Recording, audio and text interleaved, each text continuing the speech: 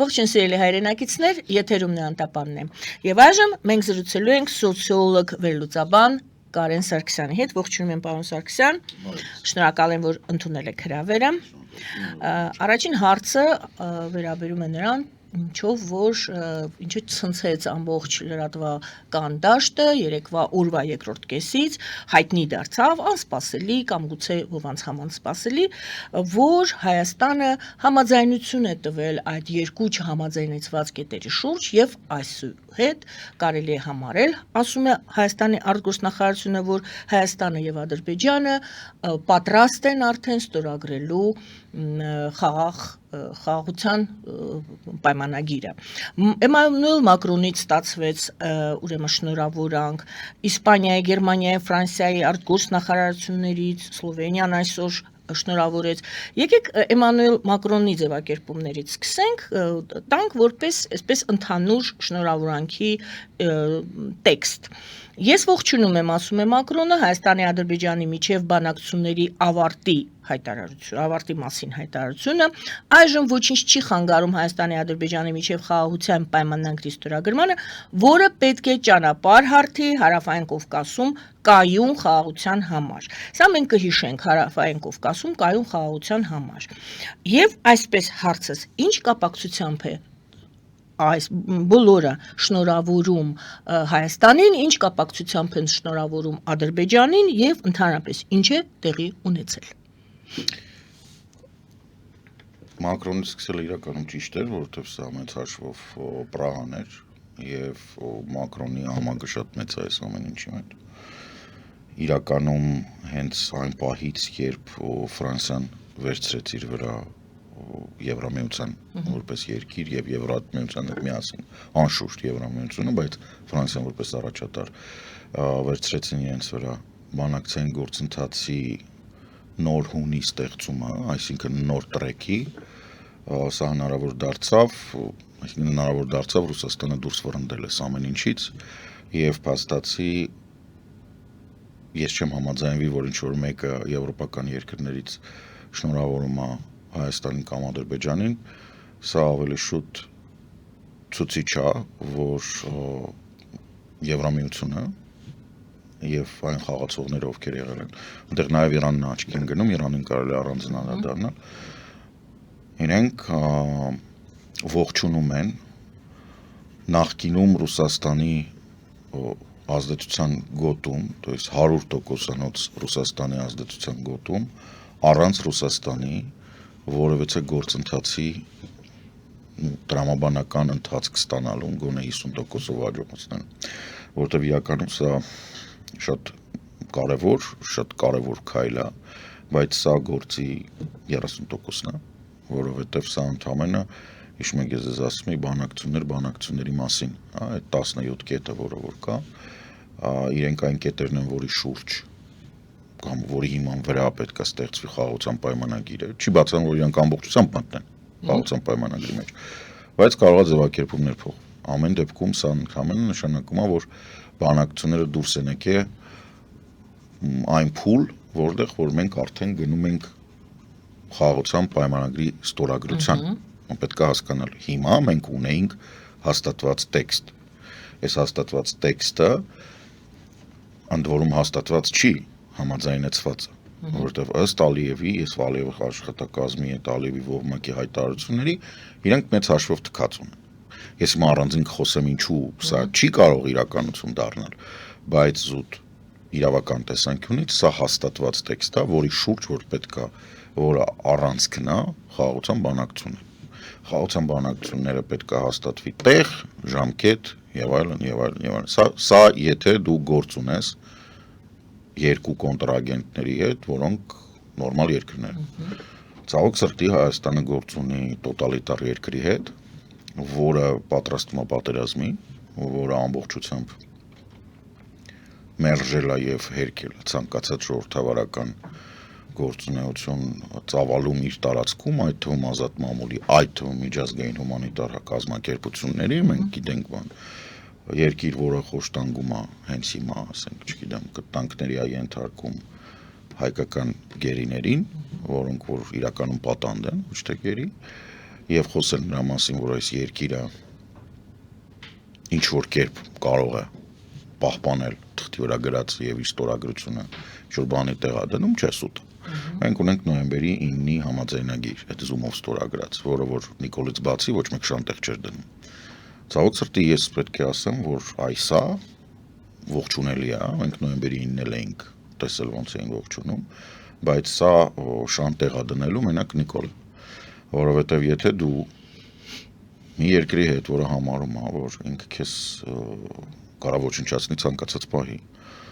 որը ջանք ու եռանդ չի խնայում, որպեսզի զինվի եւ հայտարարում է, որ ինքը քեզ պետք է գրավի, դու համաձայնում ես իր հետ առանց միջնորդների բանակցել կամ այդ փաստաթղթին երաշխիք չկա, ակնհայտորեն որ ինքը ցանկացած պահի, քանի որ երկու կողմերով եք, իսկ ինքը քեզ չի հարգում, ու ինքը համարում է, որ ինքը քեզանից ուժեղ է, ցանկացած կա պետք պահի կարա ասի 6-րդ կետը խախտել ես, չգիտեմ ինչ կետը, օրինակ 17-րդ կետն ես խախտել, եւ վերջ, քանի որ բոլոր գործընթացները, որոնք ենթադրում են խաղաղության պայմանագրի ստորագրությամբ տեղի ունենան, այսինքն բարձրաճ ստորագրեցինք ինչ-որ բաներ են խոսում, ասենք չի իրեմ, ինչ էր այնտեղ, հայցերի հետ կանչում, երկակ, իրանք հայց չունեն, մենք ունենք, օքեյ, հիմա ինք կար ասի հայց հետ կանչի, մենք կարանք ասենք ստորագրի նոր, տենց չի, ստորագրի, ռատիֆիկացրու, ուժի մեջ մցրու նոր, ինք կար ասի չէ, հետ կանչի, որ ստորագրեմ ռատիֆիկացնեմ, ու կանգնում է էլի պրոցեսը, այսինքն քանի որ դիմացի կողմը ժողովրդավարական երկիր չի եւ իրեն իր հասարակության մեջ ոչ մեկ չի կարող ստիպել այս պայմանագիրը ստորագրել եւ դուրսն է ոչ մեկ չի կարող ստիպել մեծ հաշվով, որովհետեւ իր շրջապատը դա ռազմական հանցագործ Բենյամին Նետանյահուն է, ռազմական հանցագործ Վլադիմիր Պուտինն է եւ Սիրիայում ալևիների ոչնչացնող Էրդողանի կլան եւ Էրդողանի բաները, այսինքն էսա իր արժեքային համակարգը, դու չես կարող համարել, որ ինչ որ մեկը էս ռազմական հանցագործներից Ալիևին կասի մի խախտի ստորագրած այդ պայմանագիրը։ Ինքը ստորագրած պայմանագրով զուգարան կգնա։ Էս ամբողջ հարցը։ Մենք ողջունելի է, որ մենք կարողացանք հասնել այս փուլին, այսինքն մարդու ով չէր ուզում դրան գնար, Եվրամիության, արևմտյան ճնշման տակ, պետքա չմոռանալ Բայդենի ադմինիստրացիան եւ Բլինկենը, որը շատ բան արել է սրա համար, հիմա իրանք իշխանության չեն ցավոք սրտի այնտեղ կապիկություններ են անում Մասկը եւ Վենսը, բայց ամեն դեպքում պետքա հարգել Ամերիկայի Միացյալ Նահանգները ինչ որ չափով ներգրաված են եղել process-ին։ Հիմա արդեն չէ ակնհայտորեն, հիմա ամբողջությամբ Եվրոպան է ստանձնում եւ այս վերջի իրադարձությունները, ոնց մացում են երևի խոսենք, ապացուցում են, որ այս տարածաշրջան կոչված, որը որ սխալմամբ կոչվում է Հարավային Կովկաս, իրականում Հայաստան, Վրաստան, սրանք ամբողջությամբ եվրոպական պատասխանատվության ներքո են եւ այստեղ ոչ մի ուրիշ ուժ դրական ազդեցություն չի կարող ունենալ, բոլոր մնացած ուժերի ազդեցությունը բացասական է։ Եվ քանի դեռ մենք այս ուժերի ուշադրության կենտրոնում ենք, մենք կարող ենք հույս ունենալ, որ մենք նորմալ կկարողանանք այս գործընթացը ստիպելով առաջ տանել, որովհետև ել եմ կրկնում։ Այս պայմանագիրը ստորագրելու համար մեր բարեկամքը բավարար չի։ Այս պայմանագիրը, որպեսզի այս տեքստը, որպեսզի դառնա պայմանագիր, ռատիֆիկացվի եւ ուժի մեջ մտնի Ադրբեջանում, մեծ հաշվով այդ ապշերոնյան կլաները, որպեսզի համաձայնվեն, որ իրանք էլ ռազմատենչ բաներ, ես բազմիցս ասել եմ, ինչու իրանք չեն ուզում դա անել, որովհետև դա ավտոմատ կերպով կնշանակի, որ իրանք պետք է բացեն սահմանները, այսինքն կորցնեն բնակչության 30-ից 40%-ը, որոնք միանգամից դուրս կգան այնտեղ աղքատությունը։ Դա նշանակում է, որ իրանք պետք է մոբիլիզացիան դադարեն եւ բանակը դուրս թողեն, եւ երեք ես բավականին հետաքրքիր հանդիպում ունեցա իմ վաղեմի ընկերների հետ, ընկերոջս հետ, որը սենց ասեմ, շատ ավելի տեղեկացված է, կա ինչ-որ բան, որ այսինքն Ալիևը օգտագործում է բանակը նաև այլ բաների համար, չհաստատված, չեմ ուզում բան ասեմ, չհաստատված տեղեկություններ կան, որ Ադրբեջանը Արցախում այսպես կոչված վերաբնակեցման այդ ընթացքում ինչ-որ բաներ է տեղի ունենում եւ տեղի են ունենում օրգանների վաճառքներ իր մարդկանց։ Այսինքն ինչ որ մարդիկ գալիս են, մեկը տրակում են ականների վրա, բան, սենց կեղտոտ պատմություններ կան Ադրբեջանի հետ կապված, ինչու դա ինչ չի զարմացնում, ժամանակին դա շատ տարածված էր Ալբանիայում եւ Կոսովոյում։ Եվ դա բանի հավասարական այդ պատերազմների ժամանակ դա գործեր կան։ Ասենք Հագայի տրիբունալում դա նայել են այդ գործերը, մարդիկ փախնում, բան, հիմա իդեալական պայմաններ են այնտեղ բանա, խավարի մեջ գտնվող գոտի է։ Ինչ այնտեղ կատարում ոչ մեկ չգիտի։ Դա էլ է մի բան, ցուցիչ, որ Ադրբեջանին ձեռք չի տալի դա վերջան։ Այսինքն չկա որևէ գործոն, որը Ալիևին ձեռնտու է, որպեսզի պատերազմը դադարի։ Սրա մասին է խոսքը։ Եթե ես ճիշտ եմ հիշում, դուք ասացիք, սա փաստորեն պայմանավորվել են, որ պետք է նստեն եւ պայմանավորվեն, այո։ Պայմանավորվել են, նստեն, պայմանավորվեն եւ ինչի շուրջ են խոսելու։ 17 կետ ունեն, որի մասին խոսելու են։ Այո, 17 կետ ունեն, բայց մենք եկեք հիշենք, որ ես հարցնեմ, արդյոք պայմանավորվել են, քանի որ Ադրբեջանը մի շարք նախապայմաններ է տվել։ Դա ցուցիչն է, այո։ Էլի նորից Դուք ասում եք այս հարցով դեռ կերկարի, իսկ ինքը մի հատ մեծ ցուցակ է տվել, անունը դրել է նախապայմաններ, ձևակերպումը Հաջիևի, մեկը օրինակ բերեմ այդ 1000-ից։ Եթե Հայաստանը խաղաղություն է ուզում, ապա պետք է սերտորեն համագործակցի Բաքվի դատավարության հետ։ Մեզ արտահանձնի, ասենք, այս տունեն մարդու։ Դա ցուցանիշներից մեկն է։ Այո, մենք հիշում ենք սահմանադրության թեման, մենք հիշում ենք ՀՀԿ-ի թեման, իրենց, չգիտեմ, չվերհիշեմ այդ ամբողջը։ Այսինքն, եթե նրանք դեռ նախապայմաններ են դնում, որպեսզի պայմանավորվեն պայմանավորվելու մասին, այսինքն մենք դեռ դա էլ չունենք։ Իհարկե չունենք, բայց դա եմ ասում։ Մենք ունենք տեքստ։ Եվ սրա հետ կապված է այս դրական ճակերտավոր արձագանքները, որ ունենք շատ զգուշ։ Մասնավորապես Իրանի Իսլամական Հանրապետության արտգործնախարարը ստեցել հայտարարում է, որ ողջունում ենք, որ տեքստը բան է կարի, այսինքն իրանք բոլորը ողջունում են, որ Ադրբեջանը գոնե այս տեքստի մասով եկել։ Այսինքն այն ինչքան ժամանակ 21 թվականից սարքում են ըստ Նիկոլի եւ 25 թիվն է տեքստը համաձայնեցրել են, դե պատկերացրեք ամեն կետի շուրջ մի 2-3 տարի էլ պայմանավորվել են։ Ստեղ կան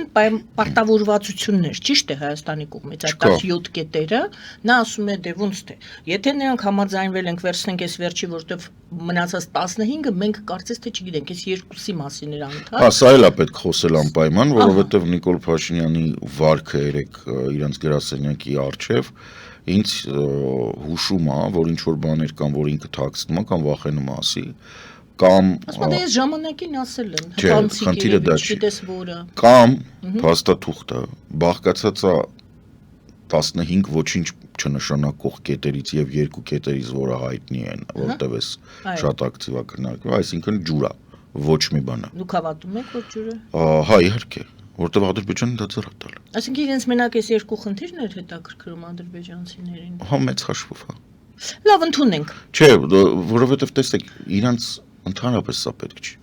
Պարզ է, բայց նորից եմ ասում, պարտավորվածություններ, հիշում եք նոյեմբերի 9-ը դուք նորից հիշեցրեցիք այդ նոյեմբերի 9-ի փաստաթուղթը, որով կարծես թե մենք կատարեցինք, Աղդամից դուրս եկանք, Էլբաջարից դուրս եկանք, զորքերը կանգնացրեցինք, չէ՞, կետեր էին։ Մենք մեր պարտավորվածությունները, դա պարտավորվածությունների տակ ստորագրություններ։ Հիմա նույնը լինի պարտավորվածությունների տակ ստորագրություն, եւ Ադրբեջանը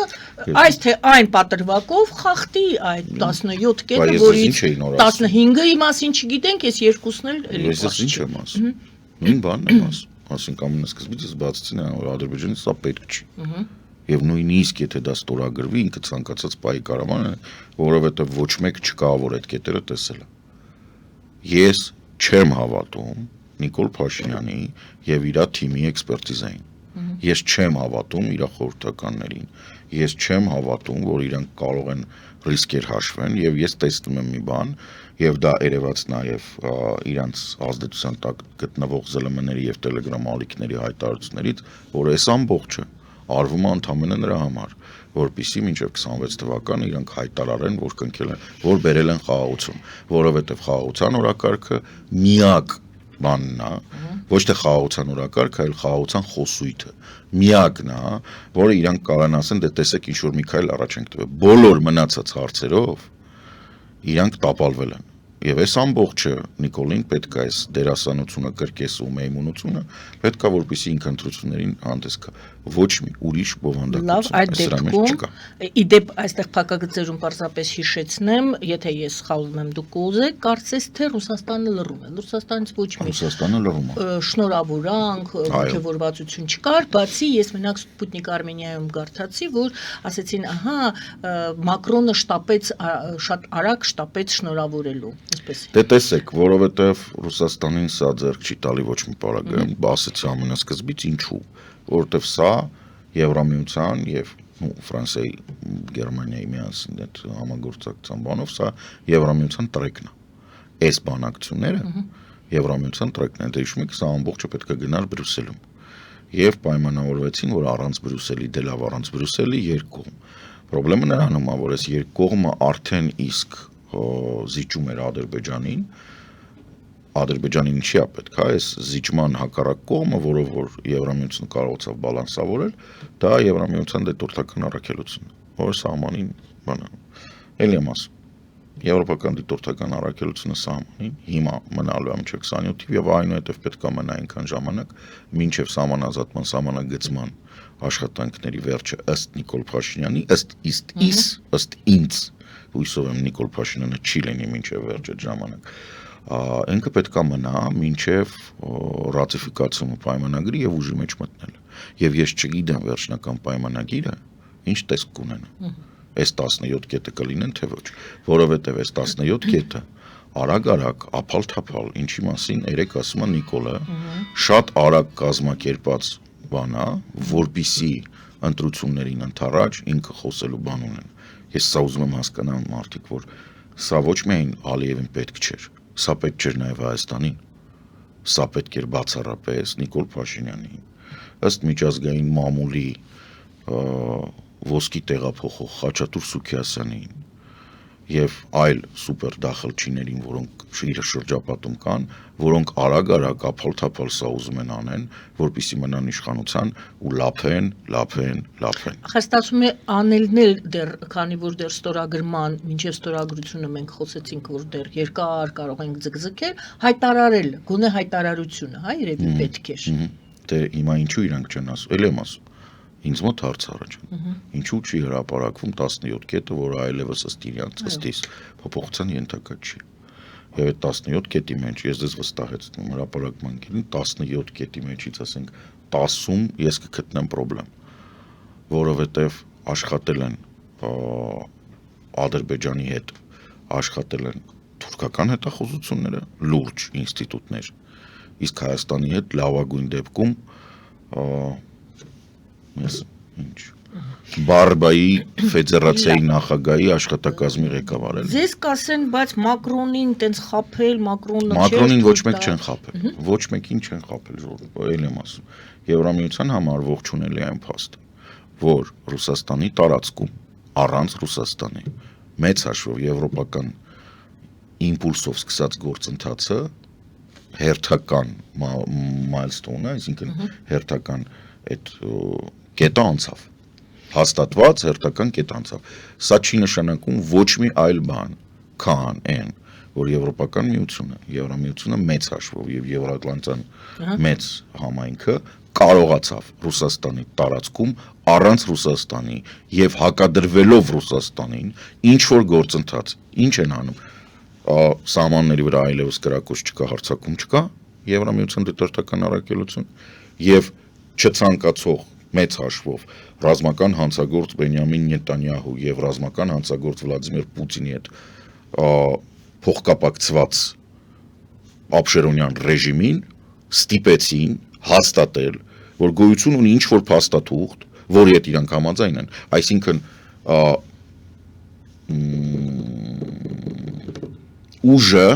ուժային լուծումը փոխարինել փաստաթղթով։ Ուժային այստեղ կանգնեցինք եւ նորից հետ եկանք Էմանուել Մակրոնի ձևակերպմանը, որը պետք է ուրեմն կլինի խաղաղության պայմանագիրը, որը պետք է ճանապարհ հարթի այս ձեր այսօրվա ուրեմն համաձայնությունը Հարավային Կովկասում կայուն խաղաղության համար գոնե նվազագույնը կարելի է ասել, որ դա մենք ստացանք, որ այս համաձայնությամբ, այս հայտարարությամբ Բաքվի եւ Երևանի, որ իրենք գոնե պայմանավորվել են, որ պետք է պայմանավորվեն, ինչպես դուք ձևակերպեցիք, շատ դիպուկ, գոնե խաղաղություն կլինի, Ադրբեջանը չի հարձակվի Հայաստանի վրա, ինչպես ամեն օր ու գիշեր վախեցնում են Հայաստանի բնակիչները։ Ես ասեմ, ոչ մի բան իրենց խոսույթում չի փոխվելու։ Ընդհանրապես ոչ մի։ Բազմիցս ասել եմ, նորից կկրկնեմ, այնքան կրկնեմ, մինչև հասարակությունը հասկանա։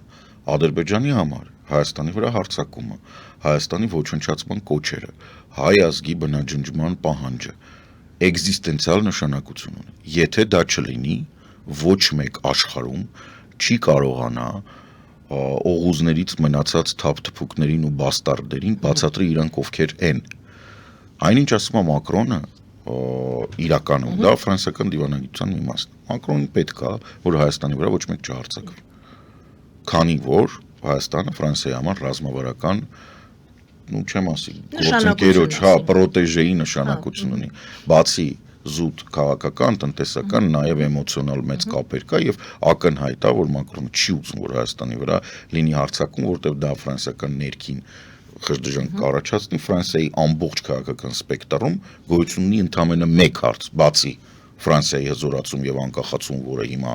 ակտիվորեն Տրամպի շնորհիվ բարձրացել է, մինչեւ այդ չկար տենց որ բան է, բայց ամբողջ քաղաքական սպեկտրում գոյություն ունի ընդամենը մեկ կոնսենսուս,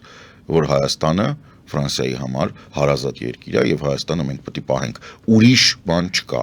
եւ Փառք Աստծո Հայաստանում էլ այտենց մարդ չկա գրեթե, բացի որոշ քայլիստներից, որոնք Ֆրանսիայի հանդեպ տրամադրվածություն ունեն։ Եվ այս հարցը, եթե նոյեմբերի 9-ին Ռուսաստանը մասնակցում էր որպես այսպես երաշխավոր, իրականում հետո երևի դուրս եկավ, որ նա կողմ էր, ոչ թե երաշխավոր էր, դուք կասեք, այս դեպքում Հայաստանի, Երևանի եւ Բաքվի այս համաձայնության մեջ կարծես թե երաշխավոր չկա։ Իսկ պետք է լինի երաշխավոր։ Ռուսաստանը այնտեղ կողմ էր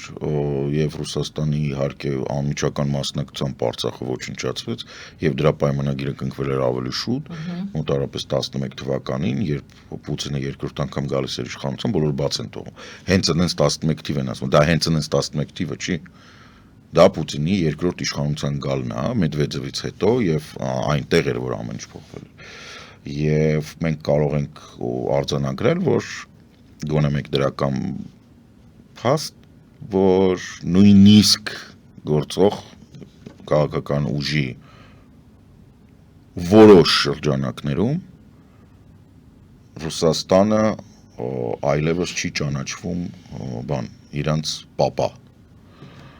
Չնայած կառավարություն դեռևս կան մարդիկ, ովքեր համարում են, որ բոլոր մնացածը սուտ է եւ մենք պետք է պարկած լինենք Ռուսաստանի տակ եւ Թուրքիայի տակ, իրանք տենց են դա պատկերացնում աշխարհը։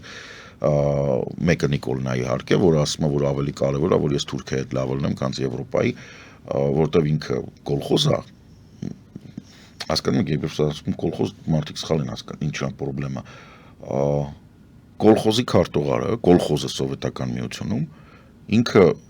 շատ բաների կլիենտ էր ու արտադրում է շատ կոնկրետ բան։ Օրինակ, ասենք, խնձոր էին արտադրում։ Պլան ունեին, խնձորի պլանը տալիս էին։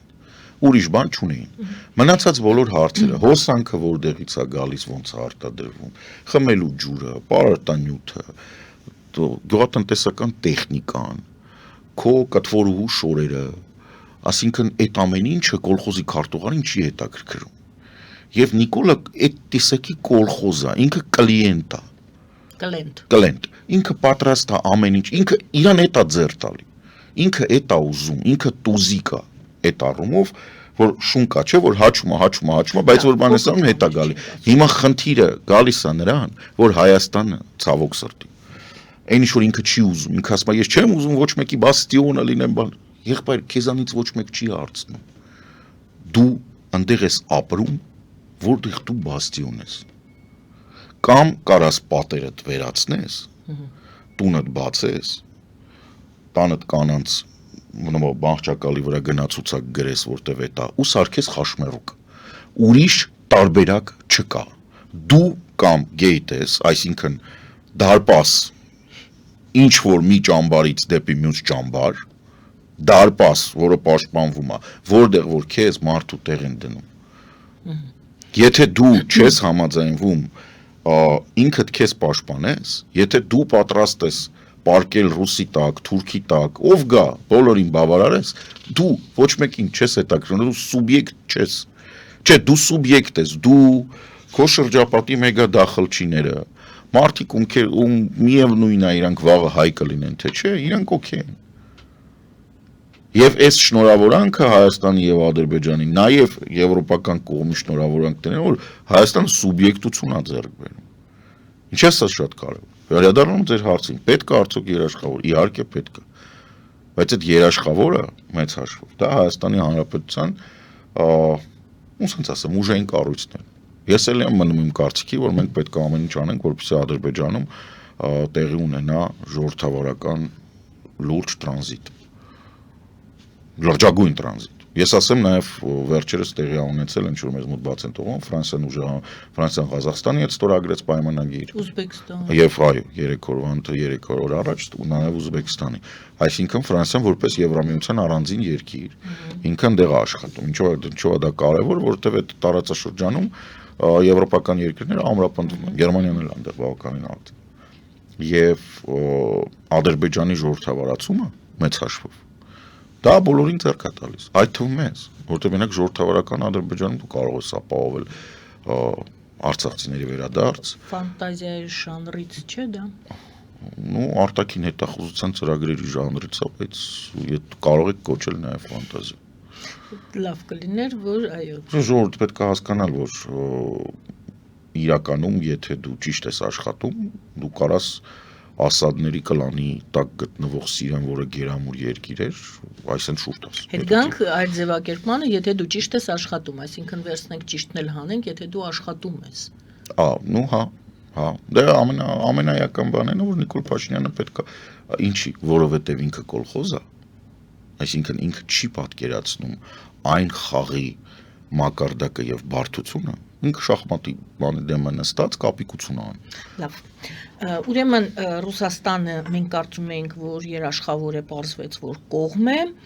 այստեղ կա այսպիսի ձևակերպում, կան մարդիկ, որոնք ասում են, վերլուծաբաններ ասում են, միայն Միացյալ Նահանգների երաշխավորության տակ կարող է Հայաստանը եւ Ադրբեջանը ուրեմն ստորագրել, բայց մենք տեսնում ենք, ես դեռ չեմ ասում, որ Թուրքիան ասել է ես եմ երաշխավորը, բայց կարծես թե Թուրքիան ոնց որ թե ստանձնել է ինչ որ այդպիսի մի դերակատարում, որովհետեւ վերջին այս իր ձևակերպման մեջ, որ ապային տված հարցազրույցումն ասես, որ Թուրքիայի ներկայացուցիչը ասես դեռ դիվանագիտական հարաբերությունների մասին ընդհանրապես այդ օրակարգում մեզ մոտ չկա, բայց մեր օրակարգում է Հայաստանի եւ Ադրբեջանի ուրեմն միջև խաղաղությունը։ Կարող է Թուրքիան իրեն դիտարկել կամ ինչ որ ուժեր, նույն Մակրոնը, նույն Եվրոպան դիտարկեն, որ ներողություն Թուրքիան կարող է լինել երաշխավոր եւ արդյոք ինչպես այնտեղ երաշխավորը պարզվեց, որ կողմ է, այստեղ էլ Ոչ կողմը դառնա երաշխավոր։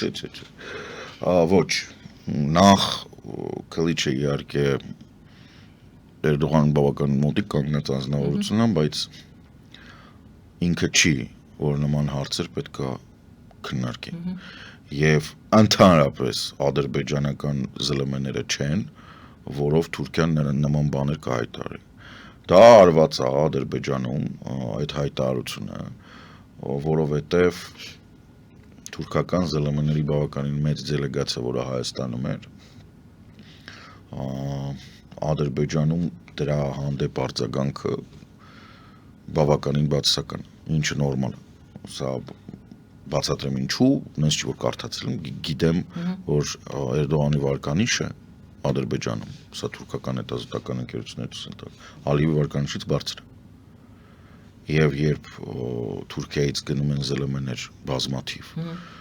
գնում են հանդիպում վարչապետի հետ, վարչապետը Հայաստանի բան է անում, այս ինչ-որ բան է խոսում, էական ինչ է խոսում։ Իրականում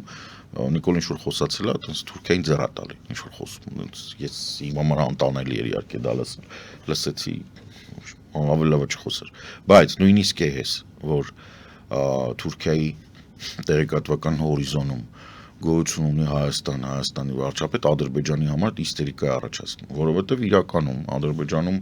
բոլոր նրանք, ում IQ-ն 20-ից բարձր է, հասկանում են, որ ոչ 44 օրյա պատերազմն են իրանք հաղթել, ոչ էլ էթնիկ զտումն են իրանք արել։ Այսինքն ֆիզիկապես, ինչի մասին Էրդողանը բազմիցս ասել, այդ Թուրքիան արել։ Այսինքն թուրքական ազդեցության տակ է եղել եւ թուրքական օժանդակության, թուրքական եւ իսրայելական։ Եվ իրանք հասկանում են, որ եթե Թուրքիան փոխվում է ավելի ոչ կոնֆլիկտային է դիտարկում Հայաստանի հետ հարաբերությունները, դա ավտոմատ բերում է իրանք եւ խնդրեմը որն է, իրանք գիտեն, որ իրանք օղուզների բաստարդներ են, որ ադրբեջանցի գրանցվել են նրանք, ովքեր ազգ չունեին։ Այդ երկիրը նոր է ստեղծվել, 36 թվին է ադրբեջանցի անունը դարել։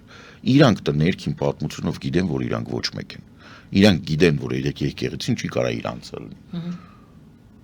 Որտեղ իրանց ընտանիքի պատմությունով իրանք գիտեն, որ իրանք Բաքվում երբեք չեն ապրել, Բաքուն հայկական, հրեական, ռուսական քաղաք էր, բայց ոչ թաթարական, թաթարները ապրում էին Արվարձաններում։ Եվ այս բարդույթները ավտոմատ կերպով բերում են նրան, որ իրանք հասկանում Թուրքիան մի քիչ էս կողմ, մի քիչ այն կողմ։ Դրա համար երբ որ այս հարցը դե պարզա Թուրքիան էլ է հասկանում Թուրքիայի հետախուզության շենքը բանից մեծ է այդ, այսպես կոչված միտի։ Երբ որ գալիս է այն պահը, որ Թուրքիայի ԶԼՄ-ներում, Թուրքիայի տեղեկատվական դաշտում պետք է խոսեն Հայաստանի վարչապետը էս ասեց, այն ասեց, սենց արեց, Հայաստանի վարչապետն չի որ տհաճ բաներ է խոսում, այսինքն կարող ասել, օ, գիտեք ոնց որ դա նորմալ տղա է, բան Ադրբեջանին պետք է մի կերպ հանգստացնել։ Դրա համար Էրդողանը ուղարկում է Քլիչին, ասում է ինչ ուզում ես ասա, որովհետև Քլիչը ոչ մեկ է։ Լավ։ Ասենք իր խոսքերը ոչ ոք չեն նշանակում։ Եթե դուք ուզում եք իմանալ Թուրքիայի արտաքին քաղաքականության դիրքորոշումը, պետք է լսել Ֆիդանին։ Ֆիդանին մի լսեք, որտեղ ինքը հետախուզության պետ է եղել, ինքը մի բան 10 բան մտածում է, մի բանը մի կերպ մռնչում է, պետք է Ռեջեբին հարցնել։ Ռեջեբն է, որ հիմար չի էս նեղմաճալին ընկնի Հայաստանից խոսել, սուս հիմա իր ունի։ Այսինքն մոռացեք, Թուրքիային հիմա պետք է ուղղակի այդ սահմանը բացվի, ուրիշ ոչ բան։ Տենց է պետք։ Ուղղակի որ Եվրոպային ասի ես մարդակեր գազան չեմ, որտեվ հենց նոր ալևիների ցեղասպանություն արեցին։ Իրա մարդիկ։ Մեծ հաշվով, հա, որտեվ ամբողջ աշխարհի համար Թարիր Աշշամը եւ Ջուլանին, թե Թազեն-Շուրիային ազգանունն ավերցրեց Թազը, այդ իրա մարդն է։ Այսինքն եղբայր հենց նոր քո նշանակած բանը 6 ամիս չանցավ, մի հատ էլ բան արեց, կոտորած արեց, ասենք դու ով ես դու։ Ոնց կես հավատանք։ Թուրքիան ահռելի մեծ խնդիր ունի այնտեղ քրդերի հետ, որոնց մի մասը ստեղ ստորագրեցին, հիմա քրդական աշխատավոր կուսակցության զորքերը պետք է Եփրատի արևելքից դուրս գան գնան հյուսիսային Իրաք բան, այնտեղ մի ուրիշ տիպի շիրափլաֆ է, ինքս նեղ մաջալին իրան պետք է ինքը 100 տարի բանան։ Լավ, Ադրբեջանում Մեծ Բրիտանիան առաջին անգամ ռազմական կցորդ է նշանակում։ Ադրբեջանը կարծես թե մաքրեց իր դաշտը, բոլորին շպրտեց, այս կողմ են կողմ լրատվամիջոցներին հանեց, կառույցներ հանեց, Կարմիր խաչ հանեց, գիտենք այդ հակակոռուպցիոն հանեց եւ հիմա Մեծ Բրիտանիան ռազմական կցորդ։ Դրան իհարկե նախորդեցին այցերը Լոնդոն, սկզբում Էրդողանի այցներ Լոնդոն, հետո Ալիևը գնաց Էրդողանի հետ խոսեց, հետո Ալիևը իր կարծեմ այս Հաջիևին ուղարկեց Լոնդոն եւ այլնս գնալ գալուց հետո կցորդ։ Ինչ է սա, ինչի մասին է սա խոսում։ Դե բազմիցս ասել ենք այս դիրքորոշում մեր մոտ Եվրոտիպում, Եվրատլանտյան մոտ Արմենիայի հետ շատ ենք խոսել այդ թեման։ Ակնհայտ է, որ Ադրբեջանը չի կարող եվրոպական տեսանկյունից մնա առանց կուրատոր։ Եվ Ադրբեջանի կուրատորը պատմականորեն դա Մեծ Բրիտանիան։ Ու դա ոչ դա ավելի լավ է, քան Թուրքիան, քան Ռուսաստանը։ Հետևաբար, այո, եթե մենք Ֆրանսիան Մենք էլ այստեղ ունենք։ Չէ, եթե Ֆրանսիան ստեղ է բանանում, հա, պետք է հասկանալ, որ Ֆրանսիան եւ Մեծ Բրիտանիան հիմա նորից թե Ստալմերի եւ թե Brexit-ի եւ Տրամպի հիմար քաղաքականության հետևանքով, ընդ որում հիմարը մեջ բերում է New York Times-ից եւ Wall Street Journal-ից, ես գիտեմ, որ դուք ուզում եք միշտ այդպես բաներ կրճատեք, բայց այո, Տրամպի հիմար քաղաքականությունը դա Wall Street Journal-ի եւ New York Times-ի բանն է։ Այս քաղաքականության հետևանքով եվրոպական եւ Եվրատլանտյան պլյուս Կանադան սա դառնում է առանձին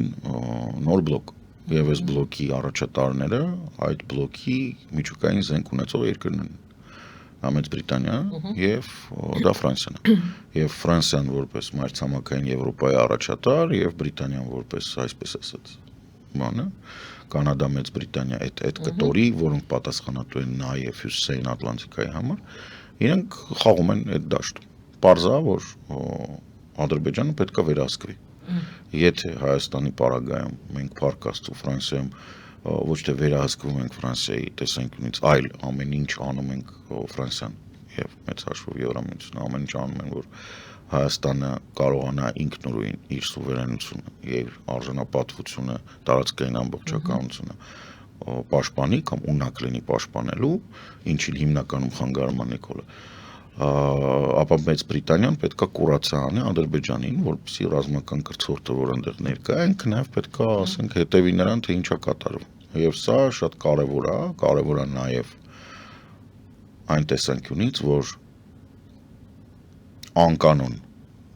գործողություններ, որոնք կարող էին լինել զուտ ռուսական կամ զուտ թուրքական ազդեցության ներքո, չեն լինի։ Պարզ ասենք պատերազմի Չէ,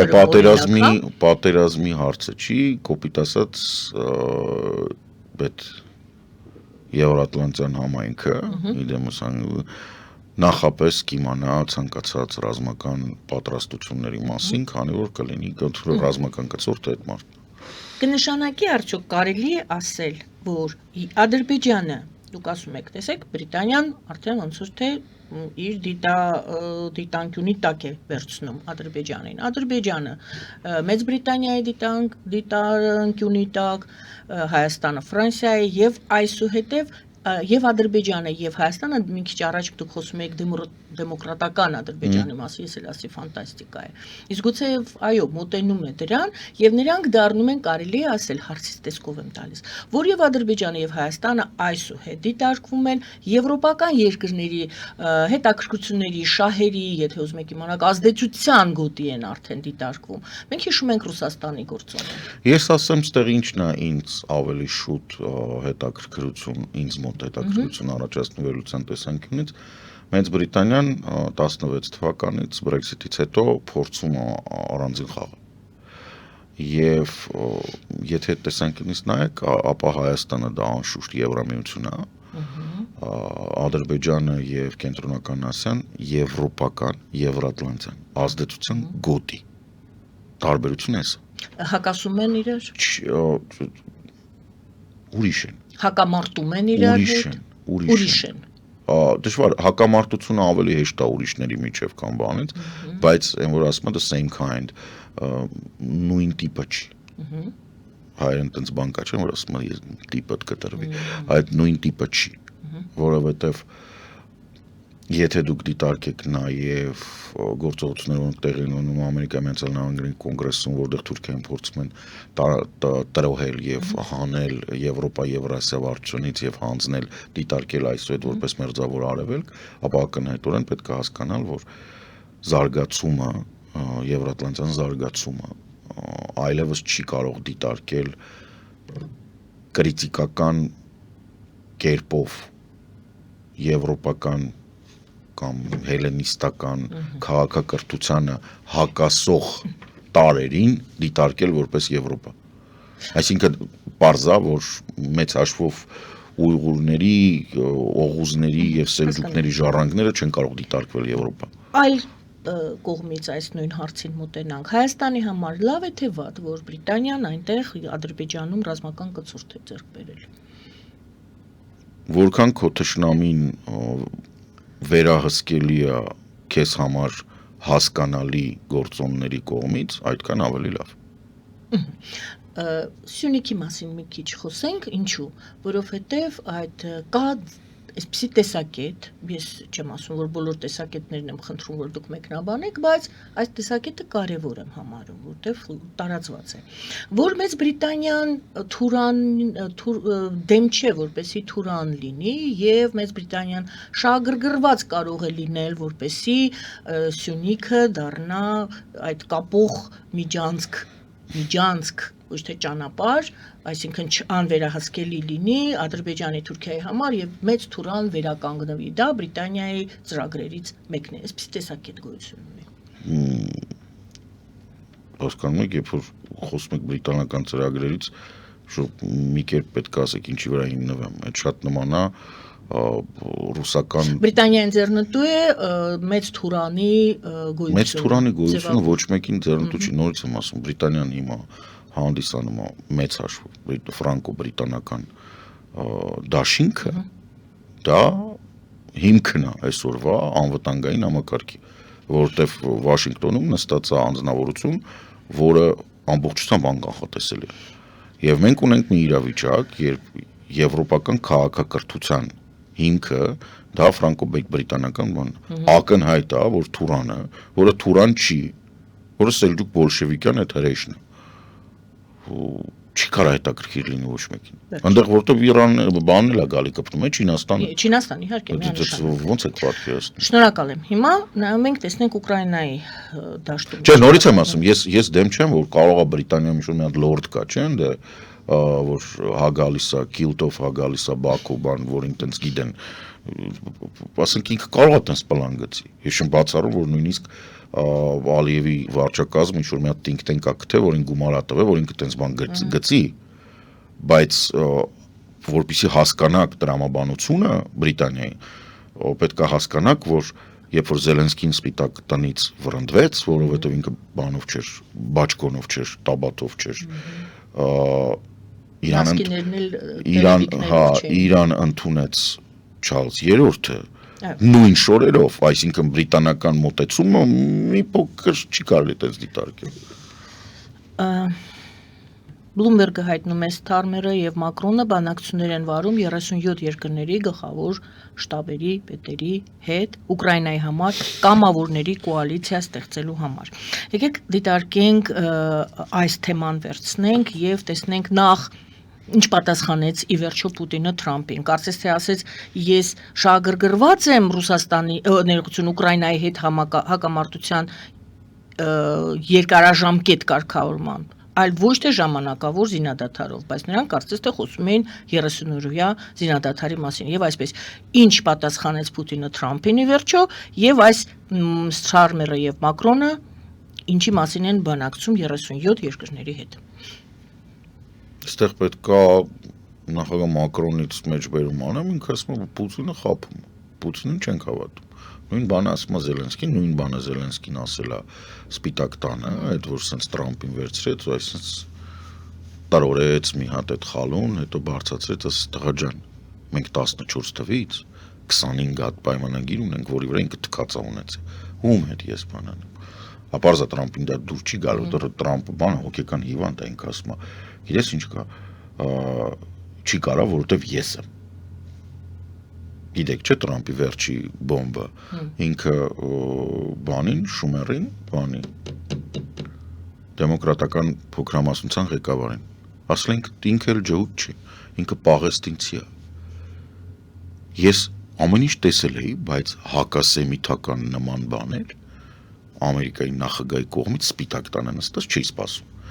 Ինքը հոգեկան հիվանդ է, մոտավորապես Պուտինի պես դրա մասին։ Որում պաղեստինցին որպես վիրավորանք։ Հա, վիրավորանք ասե, հենց վիրավորանք, որ ինքը էլ ջհուդ չի, ասում, ինքը ուզում է ջհուդ, կուզենա ջհուդ լինի, բայց ինքը էլ ջհուդ չի։ Լսի տղա ջան, դու ով ես որոշես մեր դիմացինի էթնիկ պատկանելությունը, A, B, ես որոշում որ պաղեստինցին վատ է։ Ու ցե քեզով է իրանք տվեն ընդհանրապես այդ թեմայով խոսած, երբ որ կողքդ Իռլանդիայի նախագահն նստած։ Եվ վերադառնանք, ինչի մասն է խոսքը, Պուտինին չի կարելի հավատալ։ Ակնհայտ։ Մենք բոլորս գիտենք, որ Պուտինը ոչ թե չի կարելի հավատալ, որովհետև Պուտինը այն բանն է, մատանի տիրակալի մեջ են պալանտիրն է, պետք է նույնիսկ չլսես, այն պետք է միշտ մի բանով փագած լինի, քեչով պետք է փագած լինի, լաթով է տիպ բանը, որ իրան չտեսնես, որովհետև ինքը պրոստը սուտ է խոսում միշտ, անիմաստ է, ժամանակ ես կորցնում։ Ակնհայտ է, որ ինքը համաձայն չի, ակնհայտ է, որ առնվազն որոշ ասենց ասեմ, շրջանակներ չնայած Թրամփը ամբողջությամբ փորձում է ոչնչացնել Ամերիկայի անվտանգության այդ տեխնոֆաշիստները, անվտանգության համակարգը, ժողովրդավարությունը, բան, ինչ որ տենց վերջի բաները մնացել է, հա, վերականգնել են թե հետախուզական տվյալները, թե հեռահարթերների կամ բաների սպառազինության մատակարարումը ճիշտ է Բայդենի տված ոչ թե իր ինքը չի տվել նոր ինքը նաև կա չերկարացրեց այդ բանը որ բանկային համակարգը մեռնի կստաց շնորհավորում եմ Հայաստանի Հանրապետության բոլոր բանկերին որտեղ վախենամ այդ ամեն ինչ թեմա դառնա այդ թվում Իրանի հետ պատմության հետ կապված որտեղ Իրանի նավթի նախագահային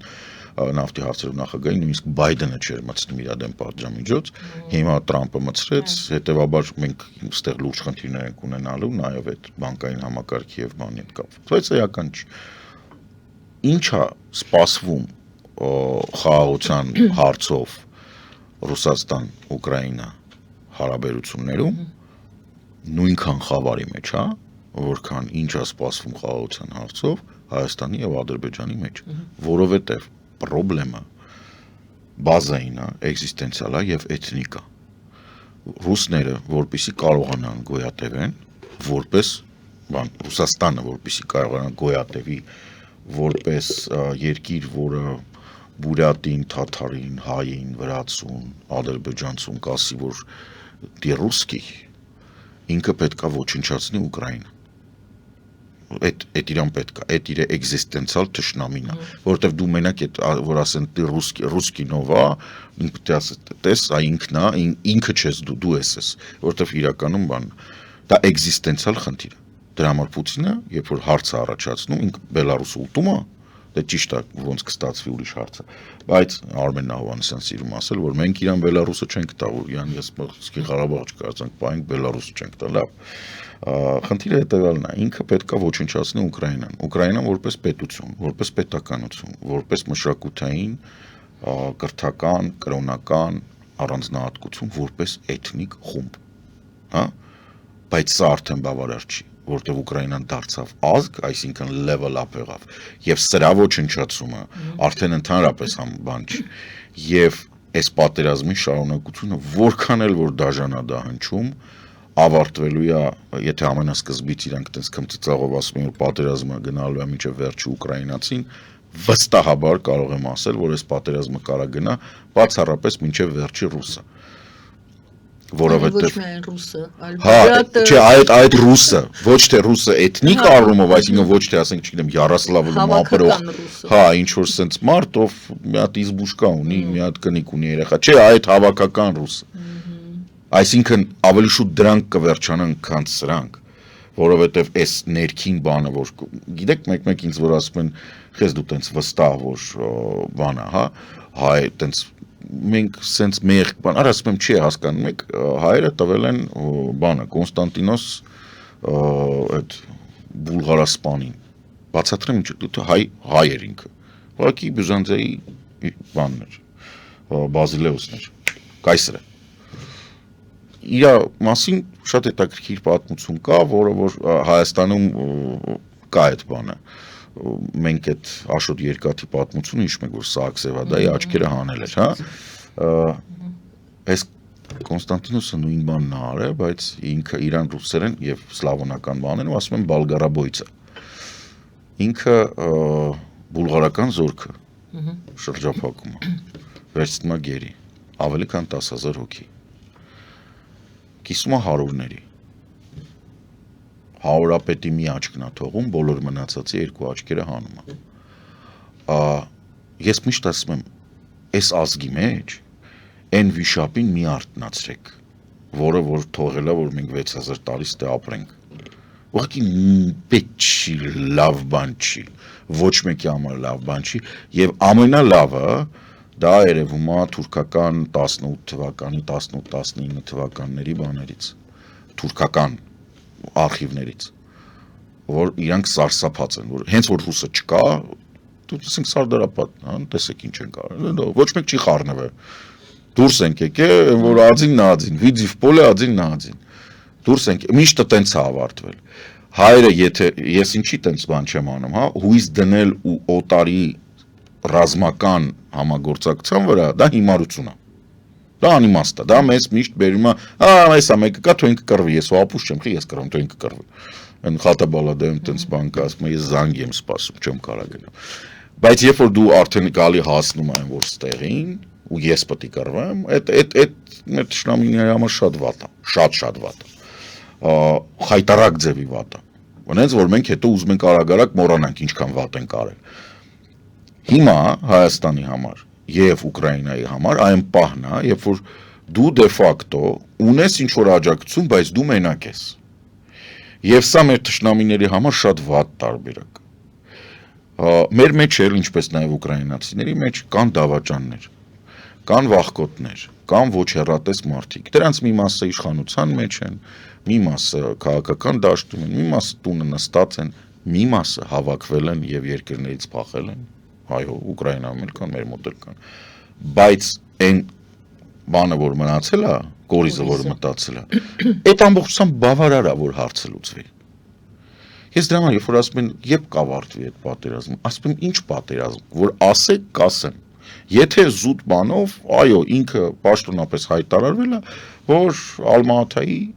բանով պետք է ավարտվի, Ալմատայի փաստաթղթով 91 թվականի սահմաններով, որը հետո Ռուսաստանը եւ Ուկրաինան ստորագրել են նաեւ պայմանագիր 8 թվականին, 4 թվականին հետո մի հատ Բուխարեստ բան կա, Բուդապեշտի մեմորանդում կա, թե Բուդապեշտի։ Այսինքն այս թեման է, հա, էսա։ Բայց այն պատերազմը, որը հավերժ 40 տարի հետո ծնված ուկրաինացուն 3 տարի հետո կդարձնի հակառուս, այդ պատերազմը այլևս երբեք չի ավարտվելու, որովհետև ռուսները ոչնչանում են ինքնաբերաբար, ծնելիությունը նայեք իրենց ռուս կոչվածի սլավոնական մասի բլոկի բանը վերջանում է։ Այսինքն այնտեղ բուրա թաթար բան այդ են որ ռուսկիները շատ են, բայց բուն սլավոնական ռուսները, որոնք այդքան է ռուս չեն, մոքշա են, բան են, ֆինո-ուգորական ազգեր են, բայց պայմանական համարենք բան դրանք պակասում են։ Եվ սրա ավարտը մենակ մեկն է, որ նա հիմա չէ 40 տարի հետո երբ ուզում լինի տրոհվելու է ոչնչանը եւ մեծ հաշվով վերադառնա իր նորմալ վիճակի։ Որ ասեք, չգիտեմ, Կազանի խանությունը, Աստրախանի խանությունը, ինչ որ ստեղ բաներ եւ այլն, կտորը։ Մի մասը գնա Ուկրաինային կպնի։ Կարող է Ռոստովը հայկական ինքնավար մարզ լինի, ասենք Ուկրաինայի տարածքում։ Ղրիմը էլի կարող է ասենց բան կիսվի, բայց ամեն դեպքում երկարաժամկետ երկար որ նայում ես, անհնար է, Ադրբեջանը պետք է տրոհվի, Ռուսաստանը պետք է տրոհվի։ Դա չի նշանակում, որ պետք է ոտդ գցես ոտիդ, բայց դա նշանակում, որ դու գիտես process-ը ոնց է, կարաս օգնես այդ process-ին։ Ինչ եմ ասում ժողովրդավարացնենք Ադրբեջանը։ Ժողովրդավարացած Ադրբեջանը ինքը մեծ հավանականությամբ տրոհվելու է։ Ավելի մեծ հավանականությամբ տրոհվելու է, քան պահպանվելու լավ sense ասեմ։ Հետ գանք այդ հարցին, զինվորական համազգեստ օրերս հակած Պուտինը այս կոնտեքստում նա այո շատ լավ լավ զինվորական համազգեստով եւ ինչ պատասխանեց Թրամփին Թրամփը ձեռնունայն հետ է գնալու Թրամփի բանակցողը եւ Թրամփը ասի ինձ մոտ չստացվեց գիտեք ոնց Թրամփի մոտ ոչինչ չի ստացվում Թրամփը ասելու է ինձ մոտ չստացվեց չէ եկեք մի օրինակ բերեմ հիշում եք չէ որ եկավ մի անգամից ստորագրեց ասեց բան ինչ որ մոտ 1.5 միլիոն մարդ պիտի տրով վռնդեր երկրից 280,000 մեքսիկ 200,000 չգիտեմ 400,000 գվատեմալացի 120,000 հայ թե ինչ որ sense բաներ սաղին պիտի հաներ հետո մի քանի օր անցավ ասեց տանում եմ Գուանտանամո բոլոր հանցագործներին տանում եմ Գուանտանամո ուրեմն տարավ Գուանտանամո 40 հոգի մեկ ինքնաթիռ այդ օպերացիան նստեց Ամերիկայի Միացյալ Նահանգների բյուջեի վրա 16 միլիոն դոլար մեկ ամիս հետո 40-ից 40-ը վերադարձան Ամերիկա դուք լսել եք դրա մասին New York Times-ն է գրել ասում հատուկ գնացինք որովհետև դա ասին Գուանտանամո գնացինք ստուգենք տնենք այդ մարդիկ ինչ պայմաններում են գնացինք դրանք կողպեկ է կախած մարդ չկա բազարում սա Թրամփն է Բա պաղեստինցիների հարցը հիշում եք երեկվա լուրը հարցրել են ասել են դուք հիմա հայո հա պաղեստինցիներին դուրս եք բերելու ասեցի տենց բան Հա ինքը շատ լավ տարբերակ է գտե Այսինքն դա էլ հետ Հիշում եք ես ասում էի Նիկոլա Թրամփականա Նիկոլը բանը Ալիևը Բիզդինան դրանք բոլորը Թրամփիստ են հոգու խորքում Ինձ թվում է ոչ միայն ես ճիշտ էի այլ նաև չիմանալով բռնացրել եմ բոլորը գժի շոր ունեն Լավ Բոլորը դուրս են գալի հարցն ասում է Զելենսկին դիկտատոր է, դու ես ասել երեկոս, ու ես տես բան եմ Դե նույնն ասել։ էլ հիմա Հա, պաղեստինցիների շատ հարմար է, շատ հարմար է։ Ես իրոք մի բան արեք, Նիկոլն էլ չի ասել, ես տենց շորեր ունեմ, հագնում եմ, ասում եմ։ Հիմա Տրամփն էլ է տենց, հագնում եմ, ասում։ Նորից եմ հարցնում Պուտինը, ձեր կարծիքով, եթե չունենք պատասխան, ասում ենք դեռ սպասում ենք օրվա վերջում։ Ես ձեզ ասում եմ Տրամփը ինչ ասել, ասել ես տենց բան չեմ ասել։ Ահա, որ ես Չեմ ասել տենց բան, չեմ ասել։ Ձեզ է թվում, սուտ եք խոսում, fake news է։ Այդ բանը շատ լավ, հա։ Ալիևը գնդակոծել էր Գանձասար։ Հա, fake news է։ Բանը չէ, հա։ Fake news է, դու բանն էր, չէ, Շուշին է։ Շուշիում, հա, ներողություն։ Շուշին է, հա, որտեղ ասում եմ ձեզ դրանք տրամպիստ են։ Դա պետք է հասկանալ, դա ոչ թե մեկ ասում են դեմենցիա, կարող է դեմենցիա էլ կա։ Հա, կարող է դեմենցիայի բաներ էլ կա մոտը, մեծ է 80 տարեկան է, կարող է իրոք էլ մոռանում է հարցը, դի չարլեզուները ասում են պամպերսով աման գալի, որտեղ խնդրեմ ունի առողջական։ Հարցը դա չի, հարցը այն է, որ այդ post-մոդեռնի դրսևորումն է, որ դու պետքա տեղեկատվական աղմուկ ստեղծես ինքդ այնքան, որպիսի ոչ մեկ, ոչ մի բանի չվստահի, որպիսի դու կարողանաս կառավարես։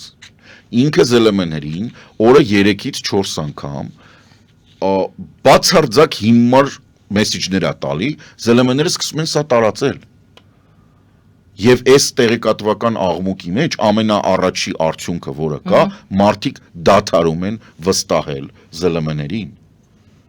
Եվ սա իրանց քաղաքական այդ տեխնոֆաշիստների մի բանն է, որ մարդիկ չունեն այն աղբյուրը, որը վստահելի է։ Պրոբլեմը ԶԼՄ-ների, իրանք կամ հետ են մնում, եթե դասական կանոնին են հետևում 3 իրարից անկախ աղբյուրներից վերստուգելա, որը, չգիտեմ, օրինակ ձեր մոտ տենց է, հա, եթե դուք ինչ-որ բան եք ասում, ստուգում եք, նոր եք ասում, քանի անգամ տեսել եմ, որ ասենք սրա մասին չեն կարող խոսել, որովհետև չկա ստուգել։ Եթե իրանք մնում են այդ ռազմավարության մեջ, իրանք հետ են մնում տեղեկատվական դաշտից, որտեղ մինչև ստուգումը Տրամփը հələ 4 բան էլ ասում։ Իսկ եթե ինքը գնում է Տրամփի հետևից, ինքը դառնում է ստասան։ Եվ հասարակության մոտ իր վարկանիշը որպես աղբյուր ընկնում է։ Ինչի համար է սա պետք։ Սա պետք է ժողովրդավարության դեմոնտաժի համար։ Դու 4-րդ իշխանությունը դեմոնտաժ ես անում, ոչնչացնում ես վարկանիշը, նույնիսկ քո վարկանիշի գնով։ Բայց դու ոչնչացնում ես այն աղբյուրը, որին մարդ կարա հղում անի, որպեսզի ասի, օրինակ, տեսեք, սա սուրճի բաժակ է, չէ՞։ Okay, ինքը ասում է, սա սուրճի բաժակ չի։ Սա բան է, ավիակիր է, մեջը 4 հատ ինքնաթիռ կա։ Բացարձակ հիմարություն է։ Դե սկզբից սկսում են տարածել, ասում են սա ապուշ է։ Բայց տեղեկատվական դաշտում է տամանում։ Ալիևը ինչ անում, Ալիևը վերցնում է, ասում է, սա հին ադրբեջանական բան է, եկեղեցի է։ Ու ինքը այս տեղեկատվական աղմուկը ստեղծում է բոլոր լեզուներով։ Հետո 10-15 տարի հետո որ մենք սերջ տա ինքը չի նայելու ինչ ով խնդած կոմենտներում ինչ ա գրած ինքը տեսնել է որ